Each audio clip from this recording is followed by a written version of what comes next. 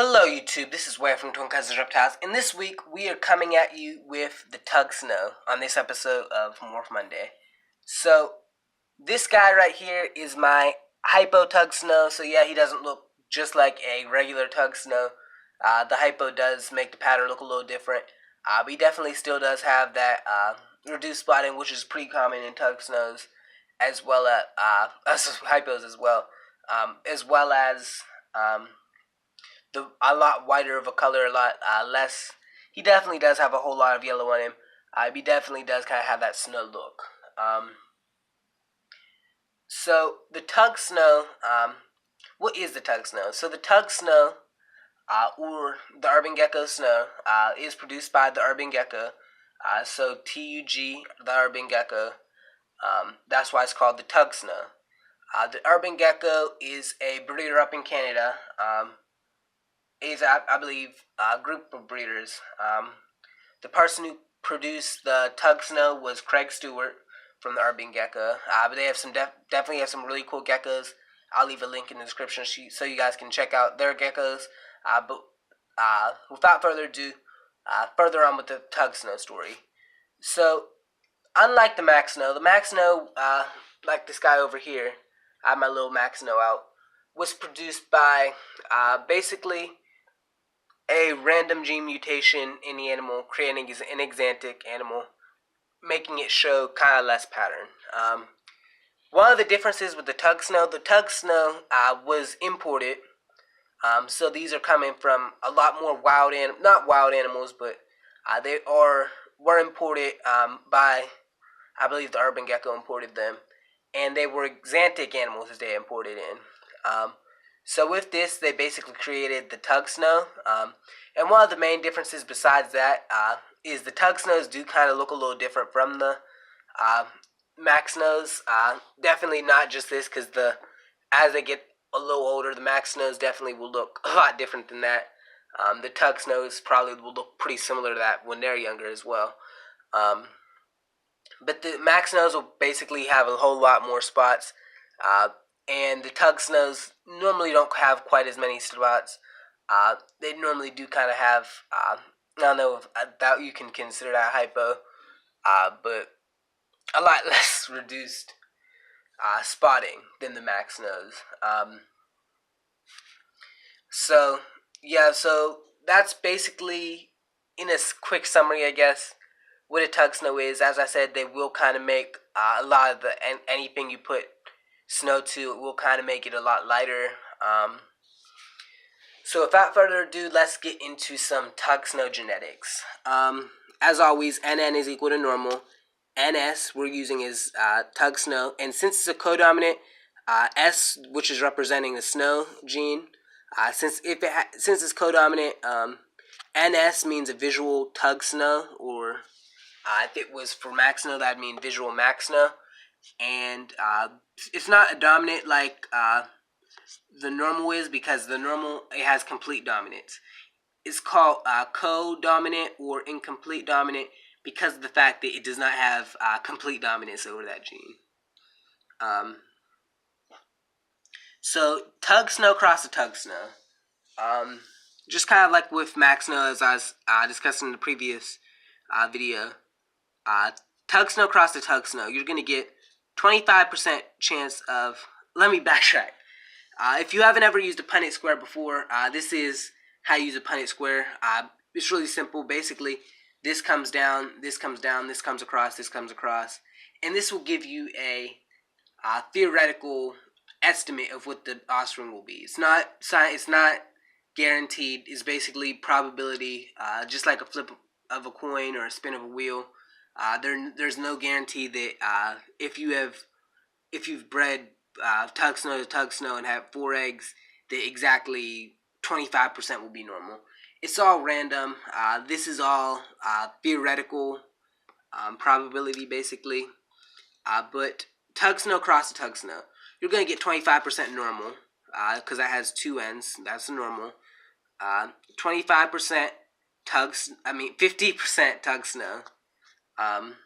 Tug Snow, and then 25% Super Snow. So basically, the Super Snow is, if you don't know what a Super Snow is almost like a all white leopard gecko with stripes, not stripes, but spots almost in like stripe form coming down the body.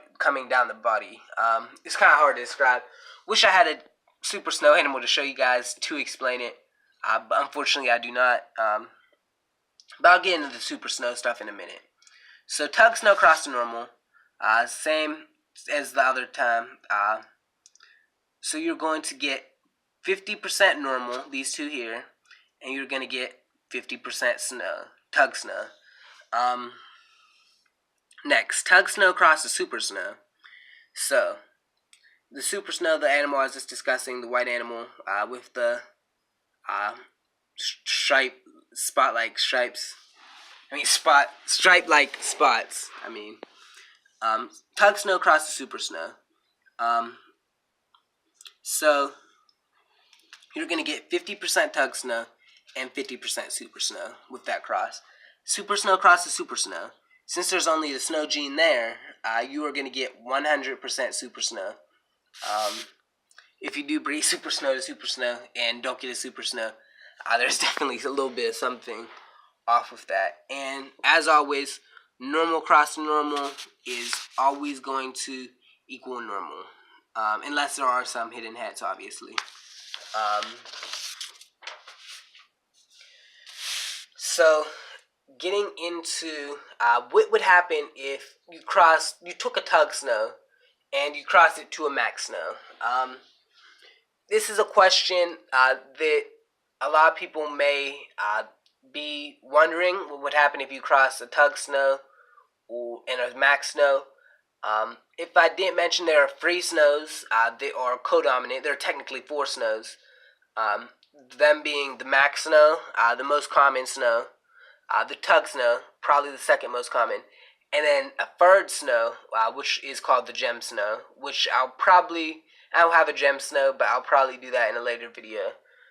But they are kind of similar to the Max Snow and the Tug Snow. And the 4th snow is a Line-bred snow, which is polygenic. So I'll get into that probably in further time. But what would happen if you cross a Max Snow to a Tug Snow? So with this, I'm changing up the letters a bit just because that way you know what's Tug, what's Max Snow. So NN, still a normal. NT, I'm using NT as Tug Snow for right now. That way you know if that snow is Tug or Mac. NM is Max, standing for Max Snow right now. And TM is standing for a Mac Tug Snow.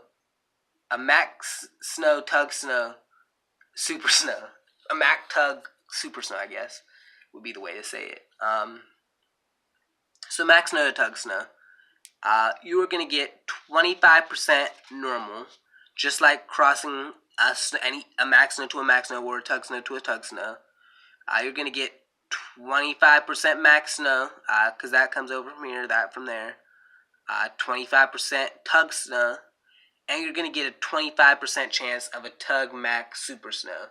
Now that Tug Max Super Snow, you are not going to be able to tell phenotypically from just a regular Super Snow. So with that combo, since that's the only Super Snow you would be able to get from that, you definitely know that would definitely be a Mac Tug Super Snow if one parent was Tug and one parent was Max Snow. But taking that Super Snow, that Mac Tug Snow Super Snow, which we said we'd be using TM to represent that animal right here, we're going to take that and breed that to Tug Snow. Breed it back to Tug. So right here, you're going to see 25% Tug Snow, 25% Max Snow, 25% Tug Super Snow, and 25% Tug Max Super Snow. So with the Max Snow and Tug Snow, you can kind of tell them apart, especially as hatchlings. It's going to be very hard to distinguish Max Snow from Tug Snow from Gem Snow. It's going to be, until they're definitely a little older, you can see the pattern a bit more. But in a clutch, you're not probably even going to be able to tell the Max Snow from the Tug Snow in this here. The super snow will definitely look a little different. But yeah. So for here, that Tug, you're not gonna know which one is the Tug Max Snow and which one is the Tug Super Snow. So basically, if you would breed that to anything else, it would definitely just cause a whole bunch of confusion. But the lines are compatible. This does lead a lot of people to believe all the tugs are related to each other, which they probably definitely are. That exantic gene is all in all three Tug Snow. I mean, in all three codominant snows. But yeah, that is about it for this video. Guess maybe just bring out this guy a bit more. Ooh. Just to show him off a bit more. But yeah, he obviously has a bit more of a lighter pattern. I mean, it's definitely, you can kind of tell that there's snow in it. And yeah, that's about it for this video. Hope I did cover anything. If I did miss anything or state anything in too confusing of a way, please tell me. That way I can definitely try to make it a little better, I guess, or improve for the next video. Thanks for watching. Please definitely like and subscribe. If you haven't watched the Max Snow Morph Monday or any other Morph Mondays, definitely you might want to go back and watch those. So thanks for watching. Like and subscribe, and bye.